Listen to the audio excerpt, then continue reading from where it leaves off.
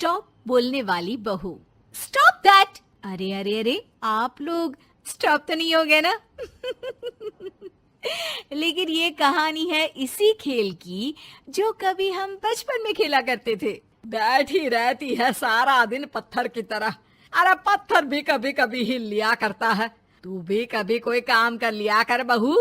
मैं तो बहू नहीं भैंस ले आई हूँ। नीता सारा दिन घर का काम करती, कमर टूट जाती जब वो रात में बिस्तर में आराम करने के लिए लेटती। लेकिन मजाल है सास की, जो उसके काम की कभी झूठे मुंह भी तारीफ कर दे। हम लोग नसीब वाले हैं नीता बिटिया, जो तेरे जैसी बहू हम लोगों को मिली। पिताजी, यही आपका प्यार है जिसके कारण मैं इस घर में टिकी हुई हूँ। पर पता नहीं सासू माँ को मैं क्यों नहीं अच्छी लगती। अब तो 2 साल हो गए हैं शादी को। 2 साल में तू ये सवाल कर रही है? यहाँ मुझे 30 साल हो गए बिटिया। पता नहीं तेरी सास मुझे भी क्यों पसंद नहीं करती। फिर क्या, दोनों ससुर बहू खूब ठहाका लगा लगा कर हंसते हैं। अरे वाह जी वाह, क्या जमाना आ गया है। बहू को देखो कैसे ठहाके लगा लगा कर ससुर के साथ हंस रही है। अरे एक जमाना हमारा था, ससुर इस कमरे में तो मैं उस कमरे में, ससुर बरामदे में तो मैं छत में। और यहाँ देखो महारानी को, वो मेरी बेटी है। और पापा ने तुम्हें कभी नहीं कहा था कि तुम इधर उधर भागो। हाँ, सास को पति की बात पर गुस्सा आ जाता है। तभी उसकी नजर बहू पर पड़ती है जो सास और ससुर की बात पर हंस रही है। बहू को हंसता हुआ देख सास का पारा 7वें आसमान में चढ़ जाता है। अरे कल बुही तू क्यों हंसी? तुझे कौन सी चुड़ैल चिपट गई तो हंस रही है? हम मियाँ बीवी का ये चलता रहता है, ये ना सोच के बीच में फूट पड़वा दी। और जी जाइए बाजार से छाछ ले आइए, और तू जाकर किचन में बेसन घोल कर पकोड़े बना ले, कड़ी बनानी है तुझे। सास बहू और पति को ऑर्डर देकर वहाँ से निकल जाती है। पति बाजार की तरफ और बहू किचन की तरफ। हाँ, सारा काम हो गया, अब बस आराम से टीवी देखूं। उधर सास, कढ़ी खाने का बिल्कुल मन नहीं था, लेकिन जब ये लड़की खी खी करके दांत दिखाती है तो गुस्सा आ जाता है। लगता है कि मुंह नोच लो इसका। तभी सास के कान में बहू के जोर जोर से हंसने की आवाज आती है। सास का पारा फिर 7वें आसमान में चला जाता है। सास कमरे में जाती है जहाँ बहू टीवी में सीरियल देख रही होती है।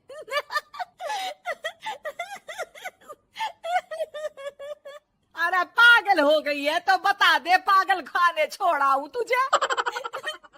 माँ जी, आइए ना, देखिए ना, आप भी ये सीन देखिए, कैसे बच्चे स्टॉप दैट खेल रहे हैं। इस खेल में ना जिसे स्टॉप दैट बोल दो उसे स्टॉप होना पड़ता है। हाँ हाँ, बहुत खेला है मैंने भी इसे बचपन में। कोई इतने भी पुराने लोग नहीं है हम। हाँ, काश सासू माँ मैं भी ये खेल खेल पाती। सास को बहू की इस बात पर गुस्सा आ जाता है। यहाँ तो सारा घर फैला पड़ा है, रात के खाने की कोई तैयारी नहीं, और मैडम स्टॉप दैट खेलेंगी। हैं? अरे चल जाकर छत धो। बेचारी बहू जो अभी तक टीवी पर ठहाका मार रही थी, झाड़ू लेकर छत पर पहुंच जाती है। खुले आसमान के नीचे बहू भगवान की तरफ देखकर कहती है, हे भगवान, ये तो बता दो कैसे मेरे अंदर भी कोई क्वालिटी आएगी जिसे देखो, जब देखो कुछ न कुछ सुनाकर निकल जाता है।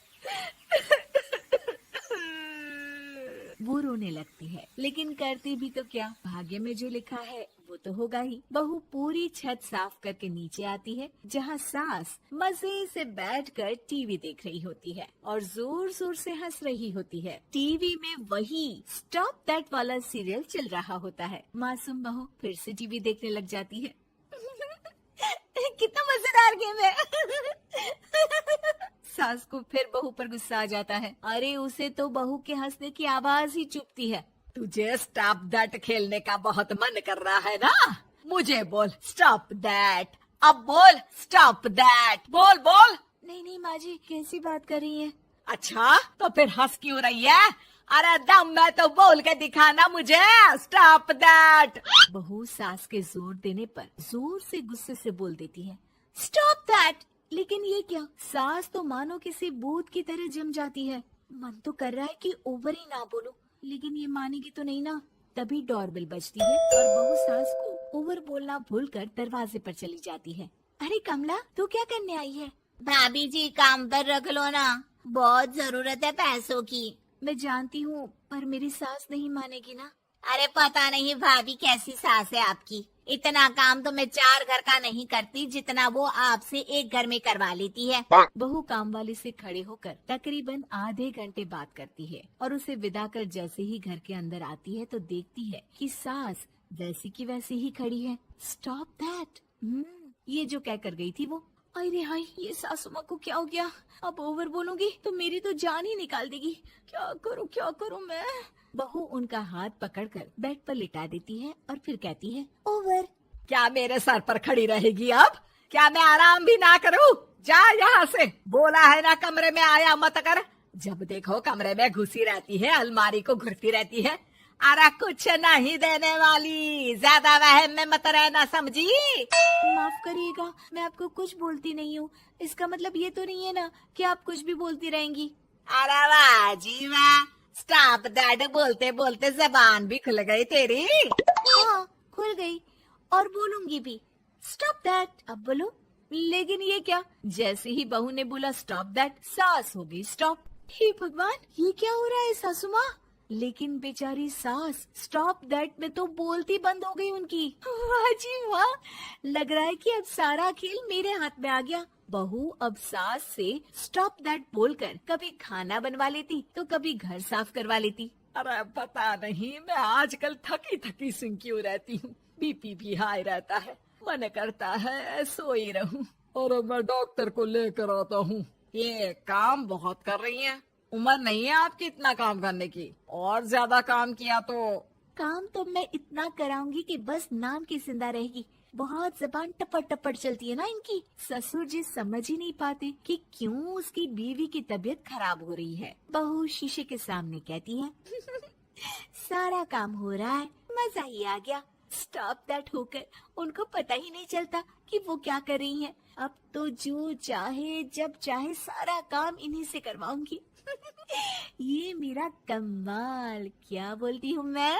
Stop that. बस जैसे ही बहू शीशे के सामने ये शब्द बोलती है, भूत बन जाती है। पायल एक खुले मिजाज की जिंदा दिल लड़की होती है जिसे उसके पापा ने फुल्ली सेल्फ इंडिपेंडेंट बनने के लिए सब कुछ सिखाया हुआ होता है।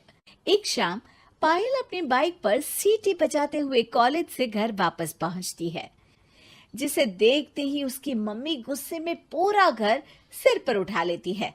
आ गई महारानी, बहुत बोलते थे मैं अपनी बेटी को सब कुछ सिखाकर दुनिया में मजबूती से खड़े रहना सिखाऊंगा, साथ में बेटी को लफंडर बनना भी सिखा दिया, ये नहीं बताया। क्या हुआ? आज ये कुकर इतनी सीटियां क्यों मार रहा है? सीटी? सारी फसाद की जड़ तेरी वो बाइक और सीटी है, उन्हीं से लड़के छेड़ती है ना तू। हाँ, ये तो गलत है, मुझे बताए बिना ही लड़का छेड़ दिया। हाय तौबा, ये कैसा पति और बेटी मिले हैं मुझे। अरे मम्मी यार, तुम ओवर एक्टिंग बंद करो। और मैंने कोई लड़का नहीं छेड़ा पापा। शिट यार। अच्छा मम्मी, आप पहले मुझे ये बताओ कि आपको ये सब बेकार बातें बताता कौन है? अच्छा, तूने कोई लड़का नहीं छेड़ा? अरे वही शर्मा आंटी, वही बताती रहती है, पर उसकी खबर तो मैं खुद ले लूंगी। अच्छा मेरी प्यारी बेटी थक गई होगी ना, जाकर आराम कर बेटा।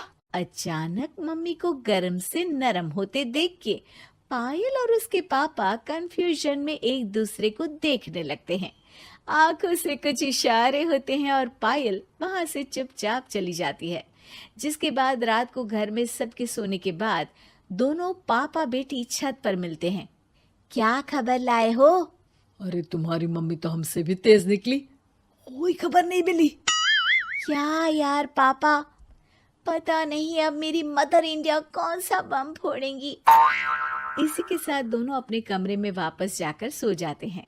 अगली सुबह पायल जैसे ही कॉलेज जाने के लिए तैयार होकर कमरे से बाहर निकलती है तो उसकी मम्मी उसे लड़के वालों के सामने ले जाकर खड़ा कर देती है। जी, ये है मेरी बेटी पायल, थोड़ी चंचल है लेकिन बहुत नेक दिल और होशियार है। देखते ही देखते कुछ घंटों में पायल और शुभम का रिश्ता पक्का हो जाता है, जिसके कुछ दिनों बाद पायल शादी कर अपने ससुराल पहुंच जाती है। सोचा था मम्मी कोई बम फोड़ेंगी, पर उन्होंने तो सीधा मुझे उम्र कैद की सजा ही दे दी। बहू, अब उम्र कैद समझो या बम, रहना तो यही है, निभाना यही है, इसलिए छिछोरी हरकतें बंद करनी होगी। है? ये आप क्या बात कर रही हो? मैंने क्या किया? इतने मासूम ना बनो, मुझे तुम्हारे कारनामों के बारे में सब अच्छे से पता है।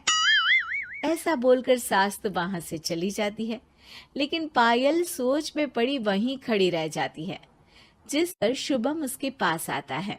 तुम मम्मी की बात का बुरा मत मानना, वो पड़ोस वाली आंटी ने उन्हें तुम्हारी बाइक चलाना, सीटियां बजाते हुए घूमना, बेधड़क सबसे बात करना वगैरह जैसी कुछ बातें बता दी है, जिसे सुनकर उन्हें गुस्सा आ गया है। पर फिक्र मत करना, धीरे धीरे साथ रहने से वो भी ठीक हो जाएंगी। Thanks for your concern, but I don't care. Payal सीधा अपने कमरे में चली जाती है। अगली सुबह कॉलेज जाने के लिए तैयार हो सीटी बजाते हुए कमरे से बाहर निकलती है, जिसे देख सास गुस्से से तिलमिला उठती है।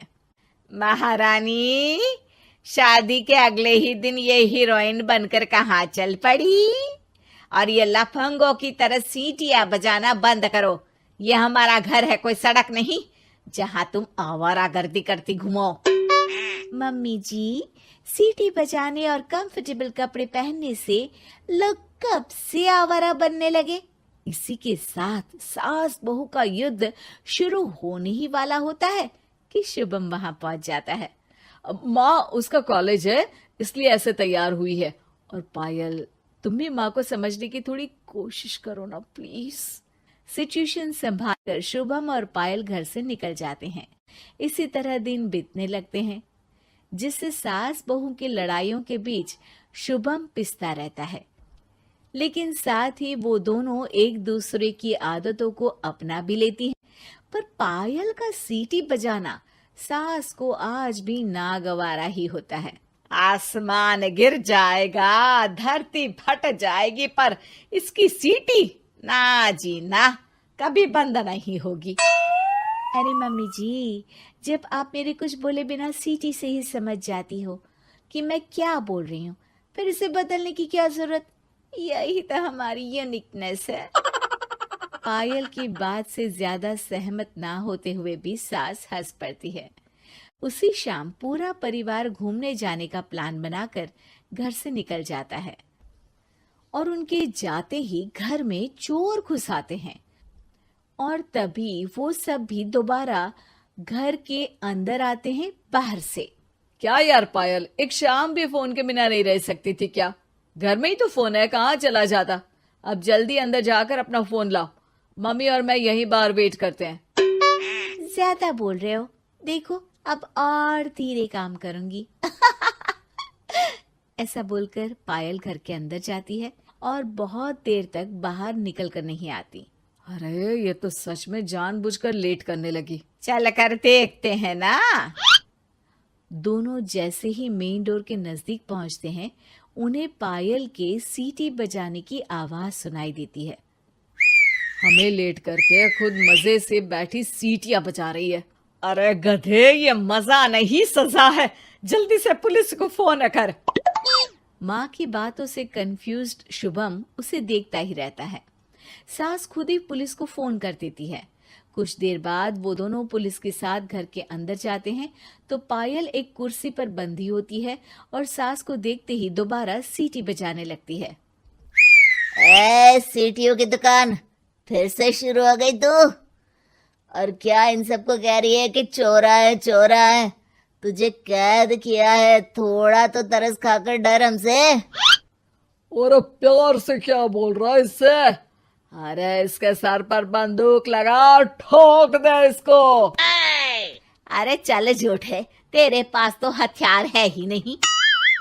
सास की बात सुन वहाँ मौजूद सारे इंसान हैरान रह जाते हैं और पुलिस तुरंत उन चोरों को अरेस्ट कर लेती है। आपको कैसे पता कि इनके पास हथियार नहीं है? अरे सीटी ने ही तो बताया।